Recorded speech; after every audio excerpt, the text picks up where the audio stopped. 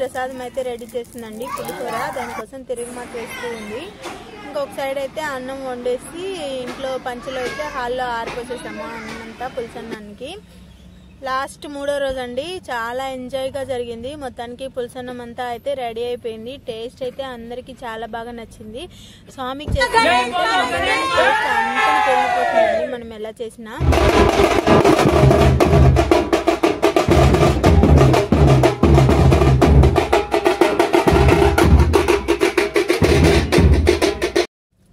Hi అండి, ఇంకా మేము అందరం రెడీ అయ్యి పొద్దున్నే టిఫిన్ చేసి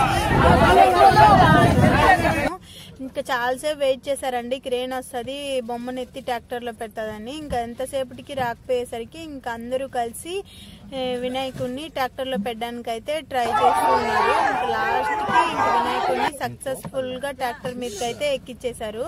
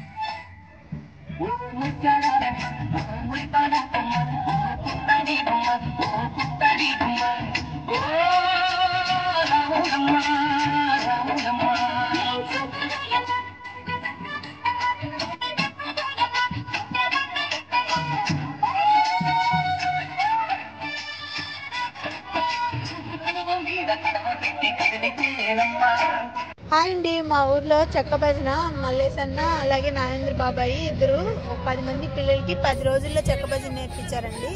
వాళ్ళైతే చాలా బాగా 10 రోజుల్లోనే బాగా నేర్చుకున్నారు. అలాగే అంతే ఎనర్జెటిక్గా కూడా సూపర్గా వేశారండి చెక్క భజన. చిన్న చిన్న పిల్లలు కూడా ఒక 10 రోజుల్లో వేయడం అంటే మామూలు విషయం కాదు కదా.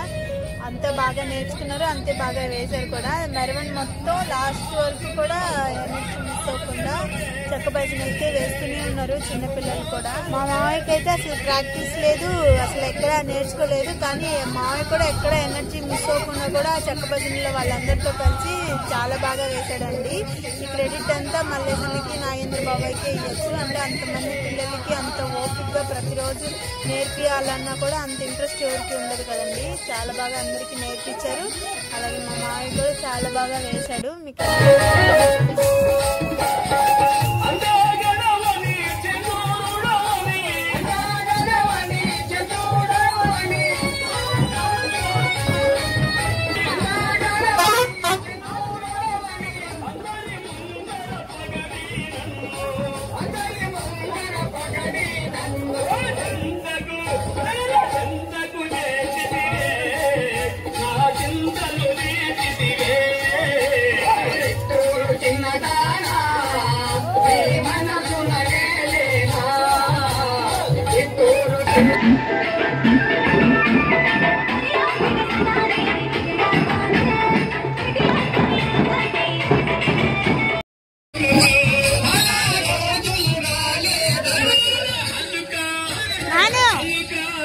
బాయ్ చెప్పు, బాయ్.